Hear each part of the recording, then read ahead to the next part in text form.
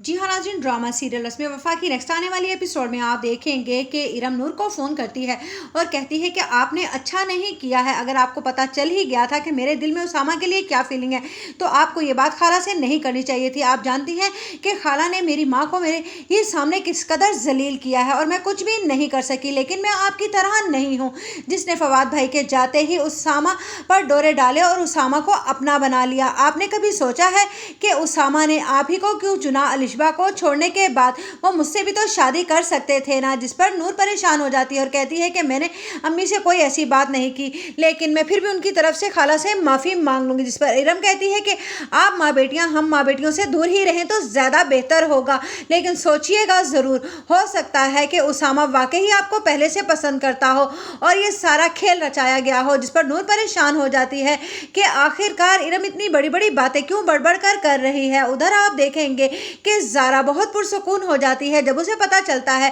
कि 1-2 हफ्ते बाद ही अलिशबा का निकाह होने वाला है और वो बहुत जल्द इस घर से चली जाएगी।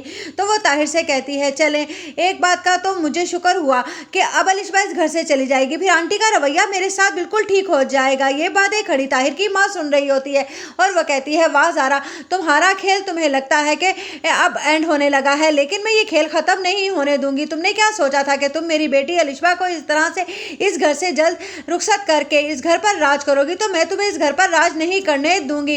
अलिशबा तो इस घर से चली ही जाएगी, लेकिन ये बच्चा जिसे लेकर तुम इतना इतरा रही हो शायद इस दुनिया में ना आ सके।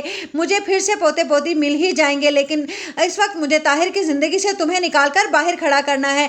जिस तरह से तुमने मेरी बेटी अलिशबा को उसके ये मर्जी के खिलाफ शादी करने पर मजबूर करवाया है ना मुझसे, इसी तरह मैं तुम्हारे बदला लिए बगैर हरगिज नहीं रहूंगी। उधर उसामा और इरम को एक साथ देखकर फिर से वलीद को बहुत बुरा लगता है, लेकिन वलीद की बहन उसे समझा चुकी होती है कि तुम उसके बारे में गलत मत सोचो। अगर वो ऐसी होती तो वो कभी भी रिश्ते के लिए हाँ ना करती। बस वो कजन्स हैं और दोस्त भी, इसी वजह से वो उसकी हेल्प ले लेती है क्योंकि उसका भाई तो रहा नहीं इस दुनिया में। जिस पर वलीद को भी शायद ये बात अब समझ आ जाती है, लेकिन उधर नूर बहुत ज़्यादा परेशान होती है कि आखिरकार वो उसामा से किस तरह से ये बात पूछ